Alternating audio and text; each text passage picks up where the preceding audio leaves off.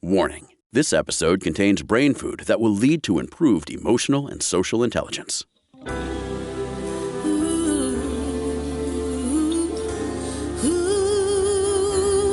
Give us 1 hour and we'll help you change the way you think about happiness.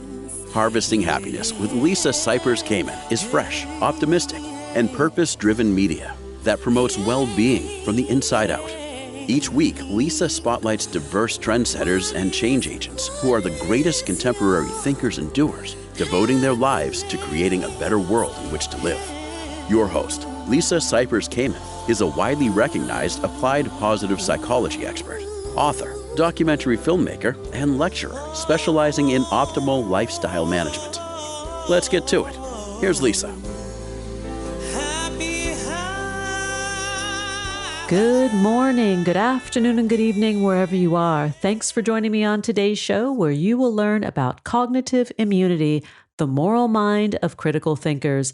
My first guest is Dr. Andy Norman, and this episode originally aired in June of 2021. Andy authored the popular Brainstorm column for the Humanist Network News and works at understanding how ideologies corrupt moral understanding. His work has appeared in free inquiry essays in the Philosophy of Humanism and dozens of other journals.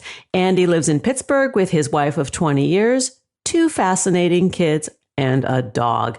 And Andy is in the house talking about his newest book, Mental Immunity, Infectious Ideas, Mind Parasites, and the Search for a Better Way to Think. That's like practically a prayer. That was a lovely introduction. Thank you, Lisa. Well, that's all you. And I'm really excited to talk about your book, Mental Immunity. Me too. Because boy, oh boy, I feel like the last few years have really messed with our brains and our mental fitness. Ain't that the truth? Yeah. Here's the basic idea. Just as our bodies have immune systems that protect us from one or another degree from infectious microbes, our minds, it turns out, have immune systems that protect us, again, to one or another degree, from infectious ideas. Scientists are increasingly talking about infectious ideas and infectious ideologies as mind parasites, and they're coming to the conclusion that infodemics are a real phenomenon that can skew our thinking in ways that harm us all. And the good news is that we can actually hack the mind's immune system for good in the same way that immunologists use vaccines to hijack the body's immune system and give us deeper immunity to infectious microbes. Oh gosh, tell us how. we are in sore need of some of that. Yeah. So I'll tell you what, let me try to make this idea of the mind's immune system real to you. And then when I get to the how, it'll actually be that much more convincing. We're all ears. All right. So Lisa, maybe you can do a thought experiment with me. Pick something that you're really proud of or something that's really precious to you, and let me know what it is. Oh gosh, I'm so proud of my kids' success in being decent human beings. So proud. Okay, terrific start. Now, imagine going online one day and seeing that some troll online has been tearing down one of your children, just calling them insignificant, tearing down their characters. Now, try to imagine that as vividly as you can, and then ask yourself, what happens in your mind when you see something like that? Well, I want to question, is it real? Is it not real? I want to go to that child or children and say, what's up with this? Tell me more about this. Why is this out there? Beautiful. So questions swarm into your mind, like, who is this guy anyway? Yeah. And who let this jerk onto the internet, right? And where's he getting his information? Because it's surely bad, and his logic must be terrible, right? These are all questions that just swarm into the mind when we're confronted with threatening information. Now, what you've just done, Lisa, so that's the mind's immune system at work, bringing questions to bear to protect the mind against a threat. Now, and the thought experiment we've just done is exactly like the thought experiment that a Russian zoologist conducted in 1908 when he actually discovered the body's immune system, or actually the agents of the body's immune system. The guy's name is Elie Metchnikoff. And what he did is he took a starfish and he stabbed it with a tangerine thorn, and he stuck it under a microscope. And he watched as white blood cells rushed to the scene of the injury and engulfed the tip of the thorn and tried to basically consume it, tried to neutralize it. And Metchnikoff actually won a Nobel Prize for this discovery.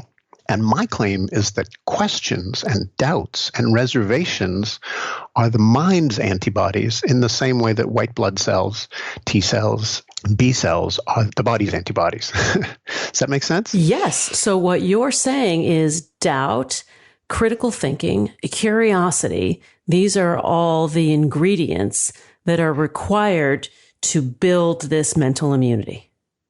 Exactly. They're the heart of the mind's immune system. That's exactly right. And one of the really exciting things about this is that critical thinking skills, which have actually been sort of the emphasis of higher education for close to a century now, they actually turn out to be a small part of the mind's immune system. And so we haven't been doing enough to give people deep immunity to bad ideas. And as a result, right, we're witnessing contagions of irrationality spread across the internet in ways that are tearing at the social fabric. Not just across the internet, it's within families. I mean, this is dirty business that's going on. That's right. And bad ideas have spread through social networks for thousands of years. This is not something new since the internet was invented. The philosophers that I've studied much of my life were real deeply concerned about irrationality and how ideologies, how infectious ideas can actually, they didn't use this. Philosophers have only begun to use the language of infection and inoculation recently, but going all the way back to Plato and Socrates, they could watch crazy thinking spread through ancient Athens, and they were wondering, what do we do about this? And Socrates, one of my heroes, came up with the famous Socratic Method, which is a way of using questions to, number one, calm the mind's immune system, and number two, actually build and deepen our immunity. So in the book, I actually take the famous Socratic Method, and I say, hey, it's time for an upgrade. We can take this. The Socratic Method is arguably one of the most powerful mind inoculants of all time, but we can enhance it because we now have all this evidence coming out of psychology that helps us understand how the mind's immune system works. And if you take that knowledge and you apply it, you can actually take the Socratic Method to the next level and turn it into a powerful mind vaccine that can deepen our immunity to all kinds of morally disorienting ideas. Well, what you're saying makes sense. If we look at how the mind works, and when we are in fear or when we are anxious, and the disconnection from sort of the executive functions of the prefrontal cortex, right? We're sort of operating in this fight or flight mode. And when people get heated about some of the garbage that is out there, Exactly. They're in that state of fear and uncertainty. And so that's what's propelling, that's the juice. I think that's what I'm hearing you say. Absolutely. And you're saying it so well yourself, Lisa. The brain has two separate systems that kind of work in opposite directions to try to maintain a certain balance. The sympathetic nervous system kicks in when we feel a threat, and it puts us in fight or flight mode, right? And when in our thought experiment, some troll online was attacking your son's or your daughter's character, that triggers the sympathetic nervous system and makes us want to fight back. And it makes our mind's immune system want to fight back. But it turns out you can't think clearly or fairly when that part of your brain is taking control. Yeah. But there's another system in the brain called the parasympathetic system that actually, it's kind of the rest and recover system in the brain. And when you actually use dialogue and non-threatening questions to calm the mind and slip it from the sympathetics in charge to the parasympathetics in charge, you can actually begin to induce the sort of judicious, critical thinking that we all need to live together on this small, fragile planet. Yeah. I'm thinking about what you're saying, and I'm thinking of sort of the application of it, the really being in action with this stuff. And for example, I'll give a very simple example. I have a relative who shall remain nameless. Okay.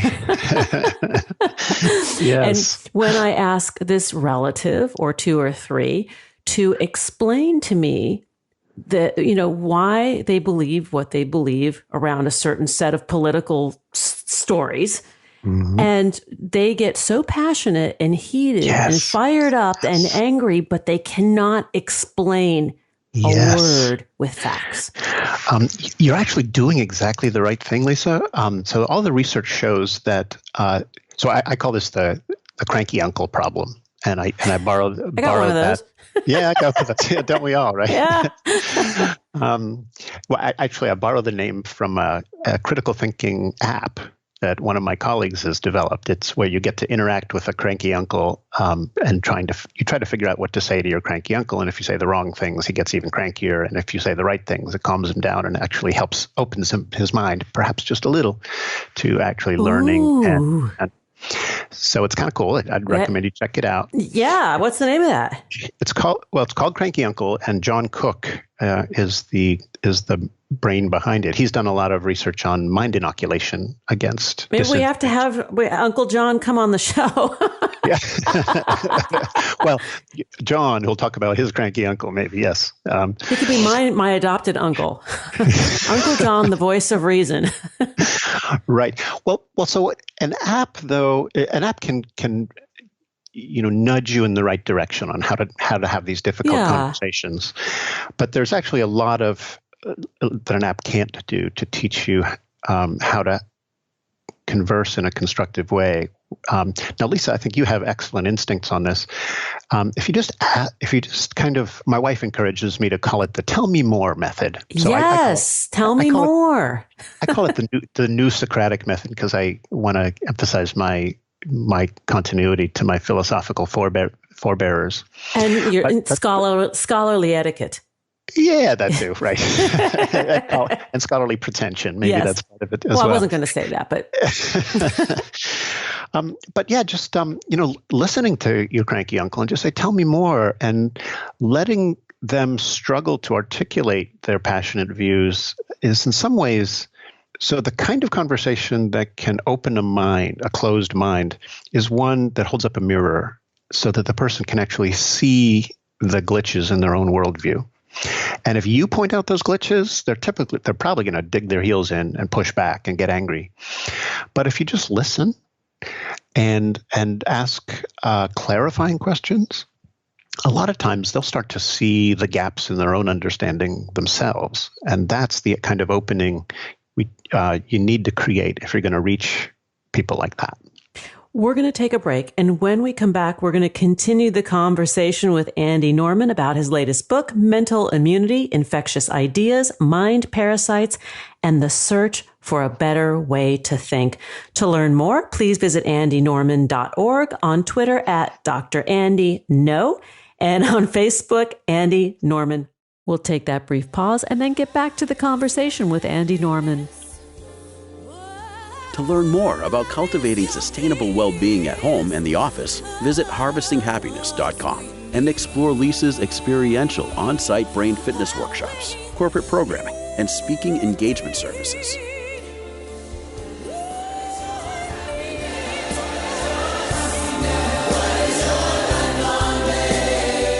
We're back, continuing the conversation with Andy Norman. We're talking about cognitive immunity, the moral mind of critical thinkers. And this episode originally aired in June of 2021. Andy, I want to talk about how our mental immune systems have been compromised. The forces out there in the world that has sort of seen the fragility, of our thinking or maybe our way of life, and then tapped right into it, like with laser precision. Yes. Yeah. So the deep story behind our weird post-truth world is a story of neglect and abuse. So it turns out we've actually been neglecting our mental immune health for decades. And let me just give one example. In the book, I identified 6 ideas that have taken root in most of our minds and which diminish our mental immunity. One of them is the idea that everyone is entitled to their opinion. Now, this idea has a long history, and it's subscribed to both on the left and on the right, and it induces kind of a culture of entitlement. I'm entitled to my beliefs, get out of my face. Right? The problem with that is that there's a confusion between legal right or legal entitlement and a moral right or moral entitlement. So I might be legally entitled to misogynistic viewpoints or white supremacist nonsense, but I'm not morally entitled to those things. No. And if I use the idea that I'm entitled to my opinions to defend irresponsible believing, I'm actually compromising my own mental immune health. Because a healthy immune system will examine your own ideas, your own beliefs, and modify them where necessary. And when you use excuses like everyone is entitled to their opinion to evade your responsibility to cultivate and nurture your mind properly, you end up being a sitting duck for propagandists and demagogues. And that's the other piece of the story. I mentioned abuse and neglect and abuse. Second part of the story is the abuse, right? Yeah. There are people in our culture who actually are very adept at hijacking mental immune systems and feeding you a bunch of nonsense for political or economic gain. And until we learn to protect ourselves against such things, we're in for a really rough time. I agree with you. And something that you said, about beliefs really brought this thought to mind, that beliefs, thoughts, and feelings are not facts. They're our own, right? So they're unimpeachable. Those experiences that we have of belief, thought, and feelings, right? We can take ownership of what they are, but they are, in fact, not fact. And one of the most powerful things you can do to keep your beliefs, feelings, attitudes healthy is to check them against the facts, to see whether they're coherent with the evidence, right? You've probably heard Daniel Patrick Moynihan's famous quote, everyone is entitled to their opinions, but you're not entitled to your own facts. Right? Yes. I cite that approvingly, but I think it actually doesn't go far enough. It's true that we need to acknowledge facts and let facts and evidence modify our belief systems, but it's also true that our values be responsibly chosen and held. So it's not okay to say facts are constrained by evidence, but you can have whatever values you darn well please. That's just not enough to give us deep immunity to, in fact, morally disorienting ideas are often the tip of the wedge that leads us into science denial and fact-resistant thinking. Well, we're in it now, Yeah. Every day we all see evidence of this. And I would say, regardless of what side of the aisle or what side of conspiracy one may or may not be on, I think everybody's pointing the finger at one another. But the morality, the values that you talk about, maybe that's the weak link, right? We don't spend enough time in schools and in our homes, maybe talking about this moral compass that we all agree upon that exists so we can all be in society together. Yeah, and Socrates, way 2,400 years ago, basically wandered the streets saying, hey, just having deep conversations about what really matters, that's the best possible life. And I was like, yeah, sure, Socrates, that's a pretty self-congratulatory thing to say. But I've actually come around to the view that we all need to do a whole lot more of that when you do take time to discuss your values with friends in a non-competitive, combative way, your moral understanding deepens and you become a better version of yourself, a better, wiser version of yourself. And when we don't make time to have those conversations, to examine our values and our and modify them in light of what we learn in the process, we're shortchanging ourselves, because a much happier existence is out there waiting for us if we just make time to have those conversations and conduct them in a fruitful way. Let's talk about vaccinating ourselves against mind parasites. Okay. Yes. Where do we find this? Well, the mind vaccine is, I develop it in chapter 12 of the book, Mental Immunity, but I'll give you the short version of it now. So philosophers have known for a long time that critical but also friendly conversation is the way to deepen your mind's resistance to bad ideas. That goes way back. What we have now are the tools of immunology and an emerging science of what I call cognitive immunology to actually sharpen the techniques that philosophers have long used. So what I call the new Socratic method takes the method of questioning that Socrates recommended, urges us to do it in gentle, affirming ways. Socrates, by the way, had a bit of a taste for gotcha moments, and he would sometimes use questions to kind of to make people look silly, right? And some of my philosophical colleagues love that kind of thing. But I actually think it's counterproductive. When you use questions to produce gotcha moments, people become more resistant to revising their thinking. But if you use questions, primarily clarifying questions, to just try to understand people's point of view and let them know they're heard, and to encourage them to actually just nudge them gently to actually answer the kind of questions that it clearly makes sense to ask, given that they're saying X, Y, or Z. When you do that, they start to become more reflective themselves, and their own mental immunity starts to grow. So I'm going to just rephrase or paraphrase what you just said, because what I'm also hearing is the ability to be a deep listener, a good listener, and ask these powerful open-ended questions or specific questions, or just questions in general in a non-judgmental way, that it is really that element that builds our immunity.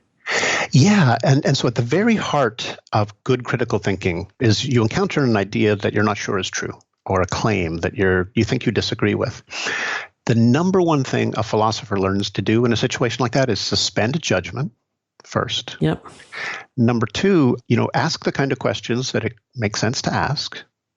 And then look at the reasons pro and con on both sides. You can't just look at the reasons on one side and think that you've settled the matter. And then preferably in conversation with somebody who views things differently, you try to sum up what you've learned from each other into a kind of a more nuanced judgment about whether the original claim was right, wrong, or in need of refinement. So yes, you have to actually suspend judgment and then try to find out. When you assume you already know, and you just go straight towards condemning or judging other people, you miss out on opportunities to learn. But if you suspend judgment in the way that you say, you hold open the door to becoming a deeper, wiser, and happier person. Yeah. And that curiosity that you express towards another person ultimately builds connection, which is the life force. That's what we're here to do, is be connected. Absolutely. And, quite apart from the joys and, nothing promotes happiness more than, strong friendships. I think the research out of social psychology is pretty clear about that. Yeah. But one thing we're learning about mental immunity is that deepening mental immunity is a team sport. You can't go off into your own bubble or into a bubble of like-minded people and build deep mental immunity. You have to have conversations with people who disagree with you, and you have to listen to their concerns, because a lot of times their concerns are bringing relevant considerations to light. And until you've appreciated them and given them due weight, you're depriving yourself of wisdom.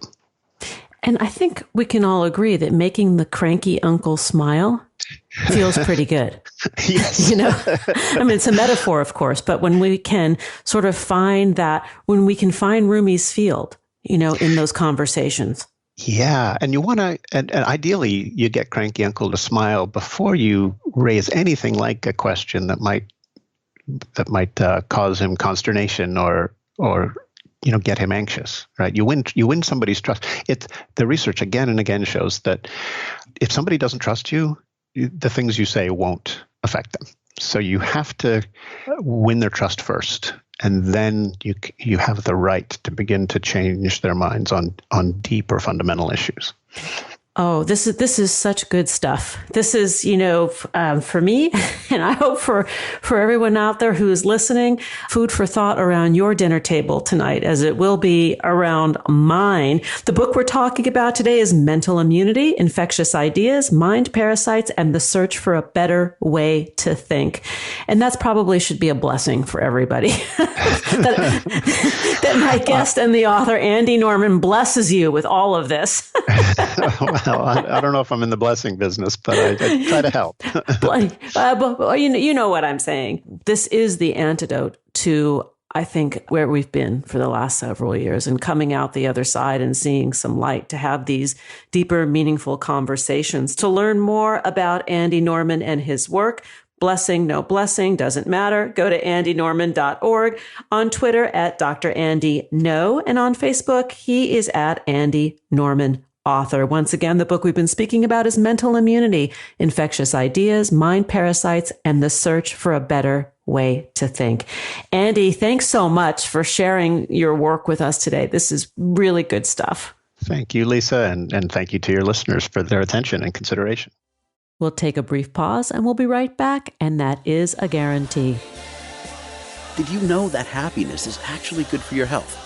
Happy people live longer, are more productive, and make better partners, parents, and professionals. Connect with us on Facebook at Harvesting Happiness, and follow Lisa on Twitter at Lisa Kamen for a daily dose of inspiration.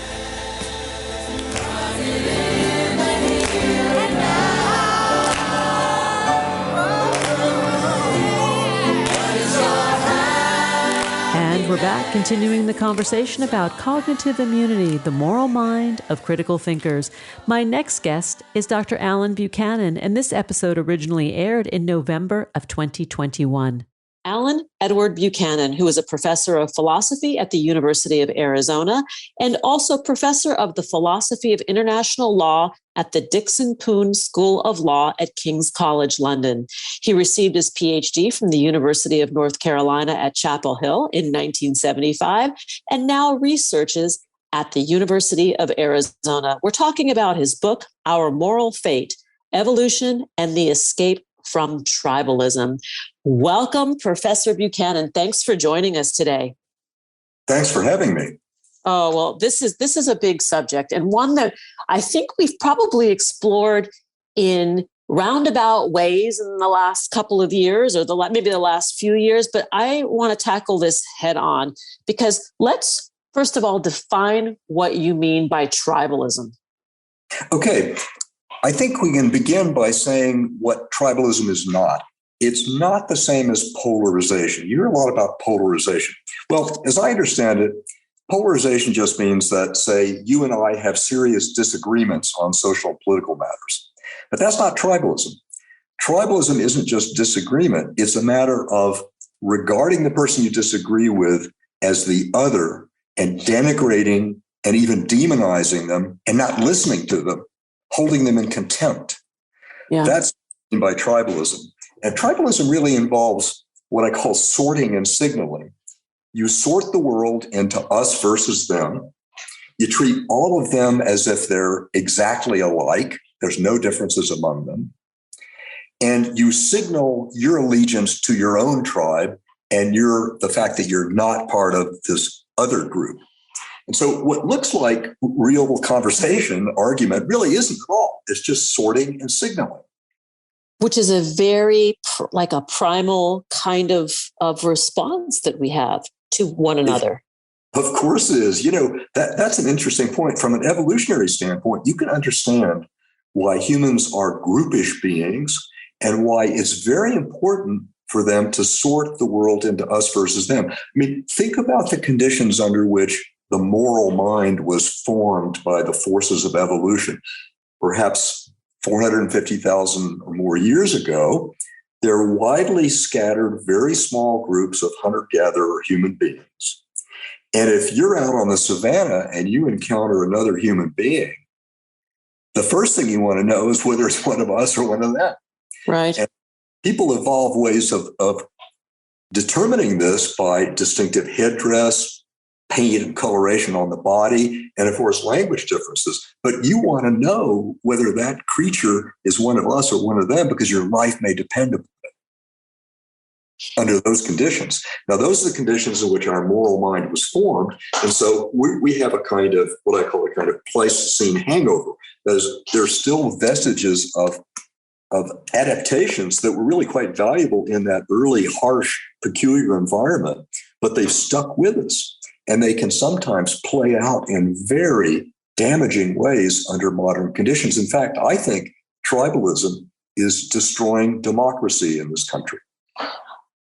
Thank you for saying that, because this is something that there have been conversations within my household and within friend groups talking about this. And I would love for you to share how tribalism plays out in our government, in the political system, and how it places democracy at risk. Well, the first thing is that it's an element of the tribal mentality to think that every political issue is related to every other political issue, and that the political division is a life or death matter, that we're in a kind of supreme emergency. I mean, I'm thinking of the title of Sean Hannity's latest book. It's entitled Live Free or Die, America on the Brink. Okay. Now, if you can convince yourself or other people that you're in a kind of supreme emergency, then you're ready to suspend the normal moral rules. That's the first consequence. And then you get a kind of race toward the bottom. In other words, tribalism involves viewing everything as a zero-sum game for the highest stakes. What my group wins, you lose. There's no common interest. There's no mutual benefit possible. And this is the death of democracy, because in democracy, you have to be willing to bargain and compromise and meet people in the middle and look for a common interest. But if you start out with the assumption that we're just inevitably opposed enemies and that everything is for the highest stakes, you can't get bargaining and compromise. And of course, you can't get bargaining and compromise if you don't listen to the other, if instead you just dismiss them as either being incredibly stupid or as being incredibly insincere. And let me give you a couple of concrete examples of this, okay? Have you ever heard the term libtard, L-I-B-T-A-R-D? I have heard the word libtard. Well, that's an example. Maybe I'm one of them. I don't know. Well, I've been called one. It's just a matter of labeling a whole group of people as if they were all the same, namely liberals, and saying basically that they're mentally deficient. Well, if they're really seriously mentally deficient, there's really no point in trying to talk to them as an adult. Now, that's one strategy. The other strategy is to say, well, maybe they're not mentally deficient, but they're just incredibly insincere and morally corrupt. And here's an example of that, okay? The late Rush Limbaugh used to repeatedly say that Democrats and liberals don't really care about migrants. They just want to let them in because they know they'll vote Democratic. Now, this is a very it's preposterous. It means that you don't have to engage with any of the substantive issues about immigration. Instead, you just brand the people who hold a different view on immigration from you as being totally insincere, as not meaning a word they say. So it's always a matter of attacking the character of the speaker rather than listening to the of the speech. Yes. Here's an example from the left, okay? This happens all too frequently on American college campuses. There'll be an announcement that somebody's going to be a speaker, some lecturer is coming in. And then there's a movement by some students to prevent the person from speaking. Okay. An example of this recently was there was a professor of geophysics who was coming to give a talk on geophysics to MIT. And someone found out that on social media, he had posted something which called into question whether affirmative action was really working very well. Well, because of that, he was banned from speaking on a geophysical topic at MIT. So the idea was, because we put this guy in the box of being a racist, right? We sorted him to be a racist because he has some doubts about whether affirmative action is working. Then he doesn't have the privilege of speaking in public at our university. Again, it's always a matter of attacking the person rather than of what they're saying. And it's very convenient because then you don't have to really engage in the hard work of critical thinking and argumentation. Well, yes, there's the abdication of agency, right? That I'm no longer in charge of my life, right? I'm a member of that tribe or that club, and therefore this is how it's done. It's really important what you just said about giving up your agency. The way I would frame it is that tribalism is the death of individuality in two different ways. For one thing, when you sort people into the other, you homogenize. You say they're all the same. You deny the individuality of the members of that group, whether they're liberals or conservatives. You just treat them all alike. And that's really an insult. That's disrespectful, because within any political grouping, whether it's liberals or conservatives, libertarians, progressives, social democrats, whatever, there are always differences of opinion. But in fact, in the tribalistic mode, you deny all of that. So you deny the individuality. You treat the other as a bunch of sheep, but then again, you act like a sheep with respect to your own group too. Because if you express any disagreement with the prevalent view in your group, you may be branded as a traitor. You may be expelled from the group and regarded as one of them, as the other. And so it represses your individuality, and it leads you to deny the individuality of the other. And I think this is incredibly disrespectful. I mean, part of what it is to be respectful of human beings is to recognize that they are individuals, that they're unique, that they have their own views. And it's a kind of self-fulfilling prophecy. If you act like a sheep and treat the other as a bunch of mindless, robotic, totally homogeneous sheep, then that's the way things will operate. Let's take a pause. And when we come back, we're going to continue this wonderful conversation that I'm really enjoying with you. My guest today is Professor Alan Buchanan. To learn more about his work and our moral fate, evolution, and the escape from tribalism, please go to the University of Arizona Department of Philosophy and check out Professor Alan Buchanan. We'll pause briefly and then get back to it with Alan Buchanan. Who says money can't buy happiness? Whether you are a skeptic or seeker, check out Lisa's new book. Are we happy yet? 8 Keys to Unlocking a Joyful Life. A boot camp manual for greater emotional fitness is available at Barnes & Noble, Amazon, IndieBound, and HarvestingHappiness.com. Here's a truth bomb. Emotions are contagious, and happiness is a universally desired state. But we tend to forget that we all have the freedom to be happy or the liberty to be miserable each day, regardless of external circumstances. Explore the journey of human happiness, how to find it and keep it, with Lisa's documentary film, H Factor. Where is your heart? Visit HarvestingHappiness.com to learn more.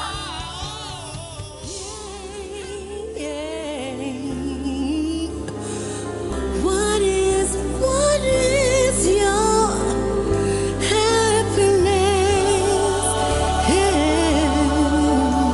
And we're back, continuing the conversation with Alan Buchanan that originally aired in November of 2021.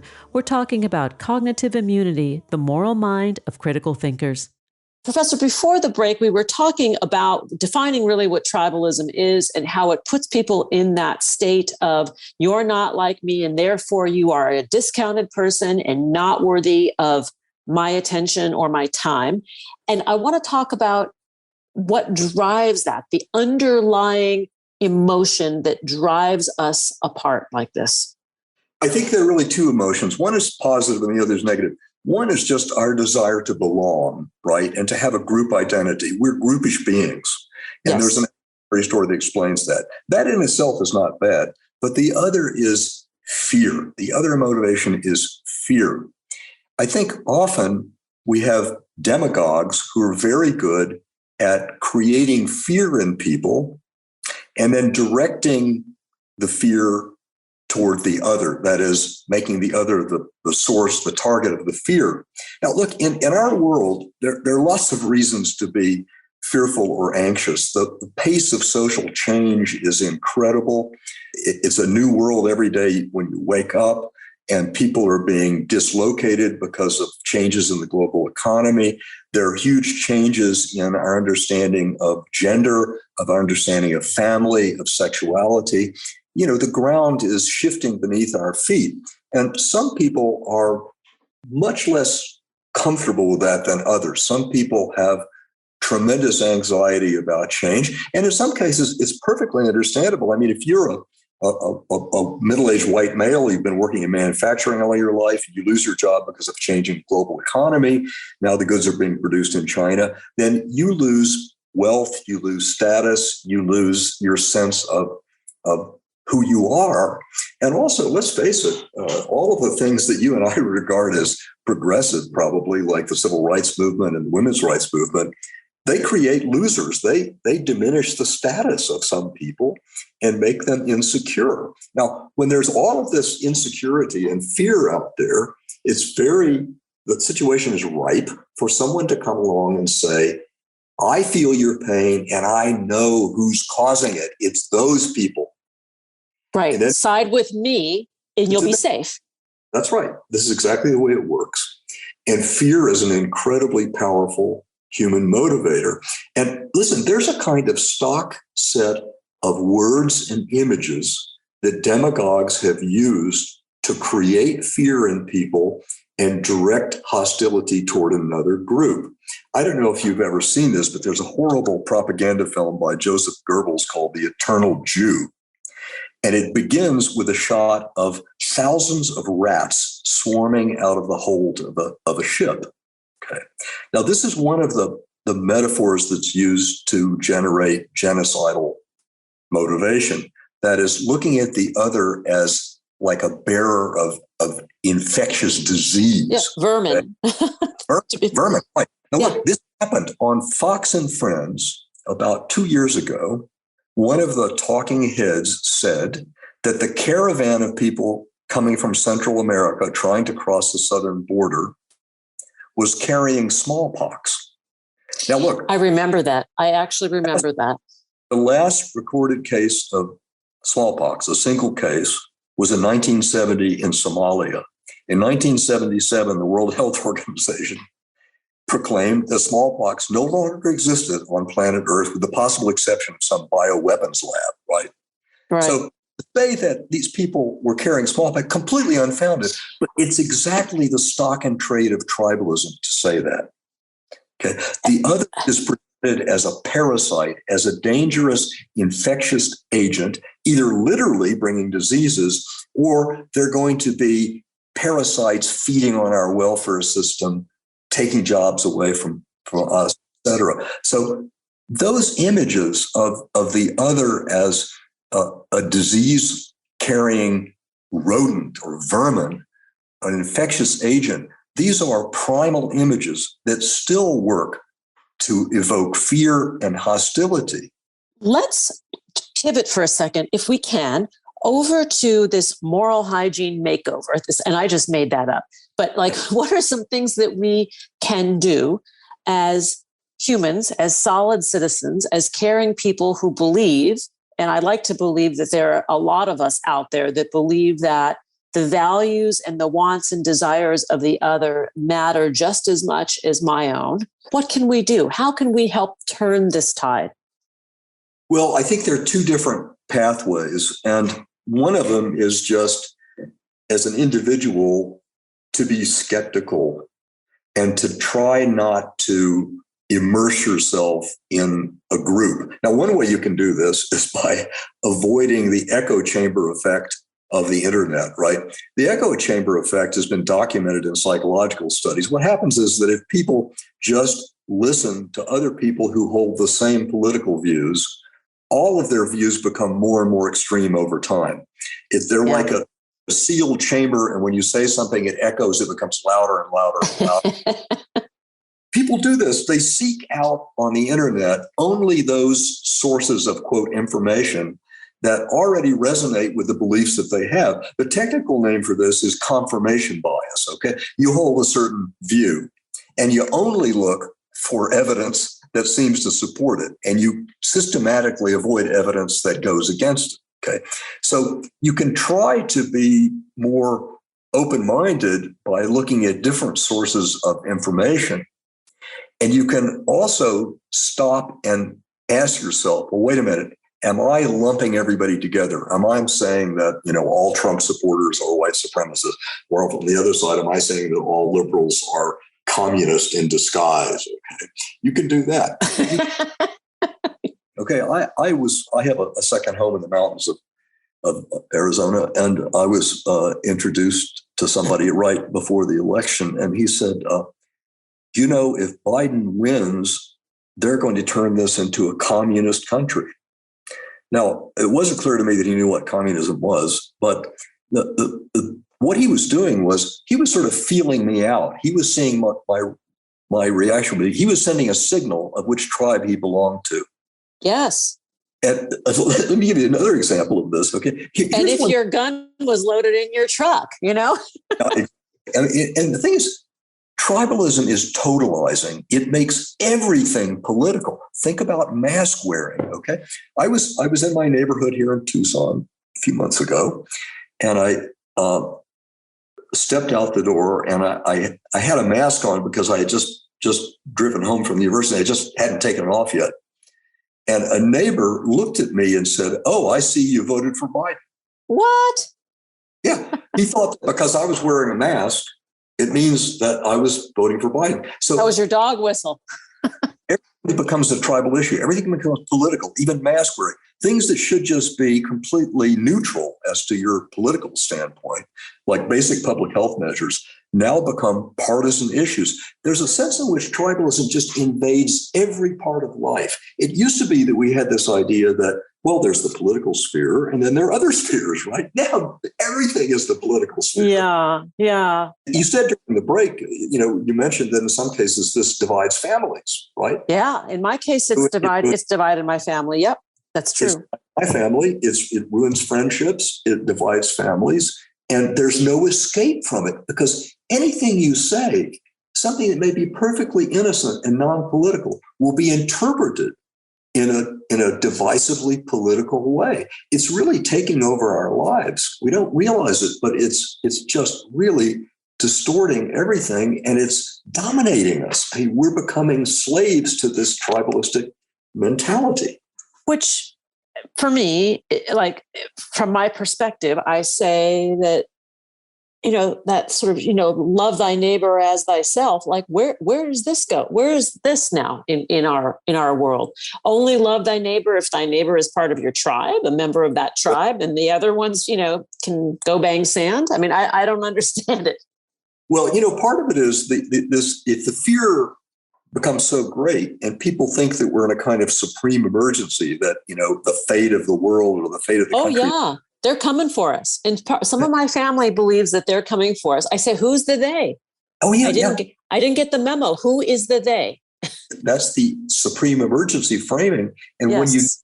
When all the regular moral rules go out the window. Let me come back to your question. I sort of diverged a little bit. You said, what can we do about this? And I think one thing is that we can sort of practice a little better belief management in our own case by avoiding the echo chamber effect and by actually trying to listen to people and not constantly just impugning the character of people we disagree with and evading the question of getting down to argument about substantive disagreements. That's one thing we do as individuals, but I think it's going to take some institutional changes to try to restore democracy. And here are just a few very simple suggestions, okay?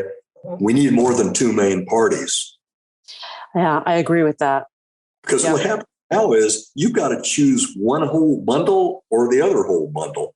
And I find a lot of the stuff in both of the bundles repugnant. But I've got to choose one bundle or the other because we get the less evil of the bundles, yeah. You have to sort of hold your nose, right, and go for one bundle or the other. I think if we had more than one party, we could have more nuanced views and people wouldn't be faced with a choice of one extreme or the other. Now, another institutional change might be switching to a system of proportional representation. So in elections, it's not just winner take all. It's that you have a group of people who become the legislators or members of a cabinet or whatever in proportion to the number of votes they got, not just, winner take all, first past the post like we have now. And that again would allow for more diversity of views and it wouldn't put people in a position of choosing one big bundle or the other.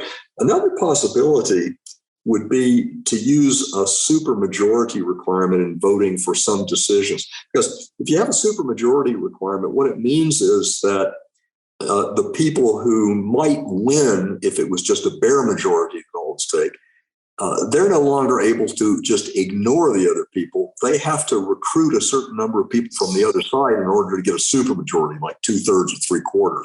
And that means they have to listen to them. They have to respond to their needs and interests. They have to bargain and compromise. So those are just some institutional changes. But I think, again, it's going to have to be a combination of changes in individual behavior and institutional changes. And from the standpoint of individual behavior, you just got to recover your agency and you've got to turn your critical thinking device back on. It's as if we've been anesthetized in that part of our brain.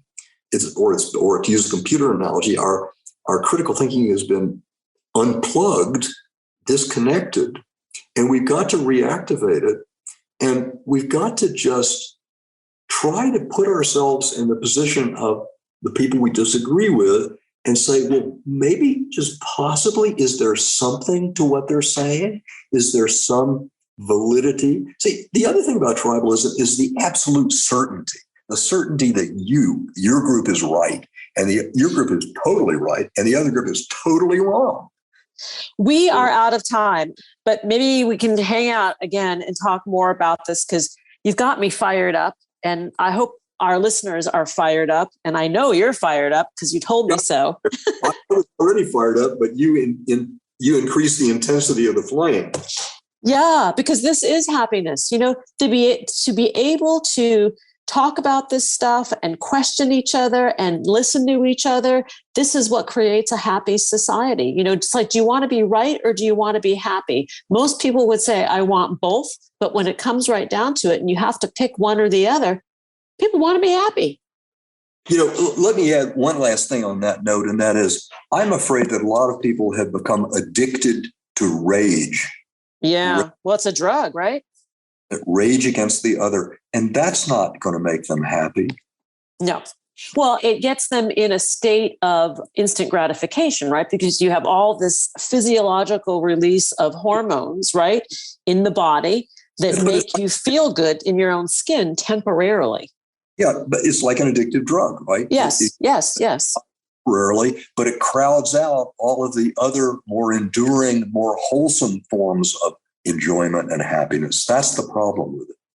Compassion, empathy, kindness, humor, curiosity, exactly. Ordinary courage. Right. And maybe that's part of the call to action, to have some ordinary courage to think for ourselves and ask a lot of questions to people we don't know. Yeah. Imagine that. We got a dash. Professor Alan Buchanan, thank you for sharing your work, your book, Our Moral Fate, Evolution and the Escape from Tribalism. To connect with Professor Buchanan, please go to the University of Arizona Department of Philosophy, check him out, look him up, and just come back again, because I love these kinds of conversations. I would love to come back. Yes, we'll do that. We'll get producer Andrea on it. All right. Thank you. All right. Have a great day. Thanks for joining us on Harvesting Happiness today. This is Lisa Cypers Kamen on behalf of my guests, Andy Norman and Alan Buchanan, wishing you kind thoughts, kinder words, and the kindest of actions. Until next time, remember, happiness is an inside job. Happiness is your inside job. Please go out and rock your day and remember to be kind to one another. Keep harvesting your own happiness anytime and anywhere, from the comfort of wherever you are.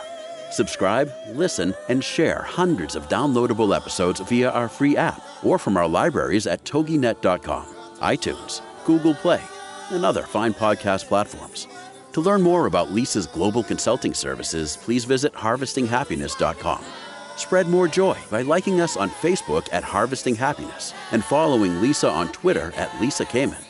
Harvesting Happiness is produced in collaboration with TogiNet Radio, KBUU Radio Malibu.net, and is available on PRX, the Public Radio Exchange.